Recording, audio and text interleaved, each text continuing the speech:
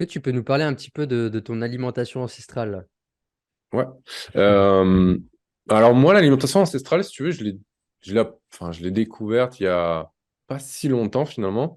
Peut-être il y a 1 an et demi, quelque chose comme ça. 1 an et demi, 2 ans maximum. Euh, mais finalement, c'est quelque chose que je pratiquais un petit peu naturellement. Mm. Déjà avant, parce que je mangeais le moins de produits transformés possible.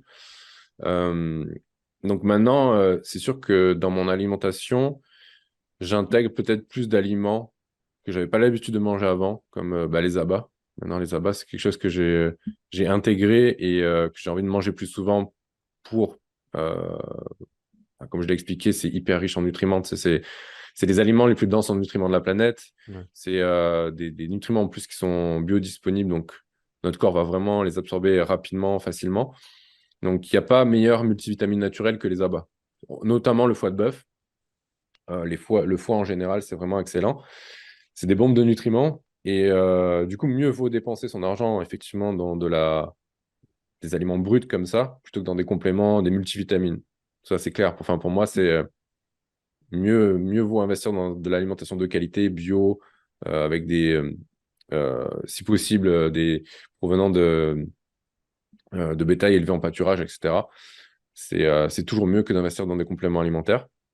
Donc, en gros, moi, ce que je mange, c'est le moins transformé possible, des œufs, de la viande, du poisson, des huîtres, du fromage au lait cru. Alors, malheureusement, ici au Québec, le lait cru est interdit à la vente. Ah ouais? Ouais, c'est interdit. On ne sait pas pourquoi, mais apparemment, ce serait pour des raisons, tu sais, de contamination Mm. au niveau des bactéries et ce genre de choses. Donc, tu ne trouves pas de lait cru au Canada. Et la seule chose que tu trouves, c'est du fromage au lait cru. Parce que comme c'est fermenté, tu as un petit peu moins de risques par rapport à tout ce qui est contamination, je pense. Donc, fromage au lait cru.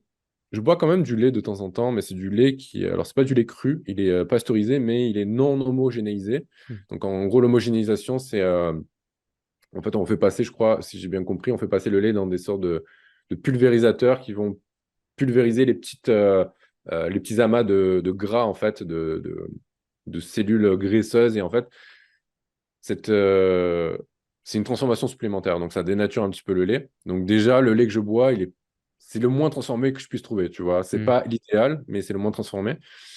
Euh, Qu'est-ce que je mange sinon? Je mange quand même des légumes, pas mal de patates douces, patates, du riz blanc.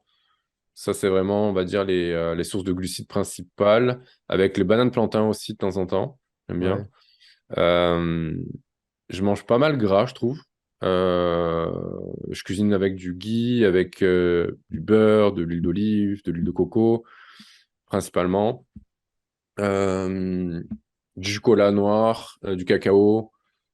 J'ai quelques super aliments que je mange quand même, des baies de goji, graines de chanvre, même si les graines de chanvre, je me rends compte que c'est finalement pas enfin, c'est peut-être pas les super C'est aliments moins, c'est moins biodisponible. c'est moins biodisponible, ouais, c'est Mm. ça, surtout au niveau des oméga 3. Les oméga Ouais. 3, bon, tu en as dans les végétaux, mais finalement, ils sont très peu convertis en, comment on appelle ça? Ah, je sais plus les deux types d'oméga 3 là. Il y a les DHA, Pas DHA et EPA ou EPH, EPA. EPH, je crois. J'arrive Ouais, je jamais crois que c'est ça. j'arrive jamais Et à je me crois rappeler. que ouais, les oméga 3 végétaux ont beaucoup plus de mal à être assimilés donc, par l'organisme. Donc, c'est pas forcément idéal, mais sinon, qu'est-ce que je mange d'autre? Alors, excuse-moi, mais je suis en train de me Ouais. faire insulter par des véganes, là. T'entends pas? D'ailleurs, je me suis dit, quand j'ai posté ma story hier de moi en train de manger du foie de volaille cru, je me suis dit, à tous les coups, il y a des végans qui ont dû se barrer en vitesse. Tu peux retrouver l'intégralité du podcast sur ma chaîne YouTube et sur Spotify. Et si cet extrait t'a plu, je t'invite à mettre un petit pouce bleu et à t'abonner à la chaîne pour suivre de nouvelles discussions.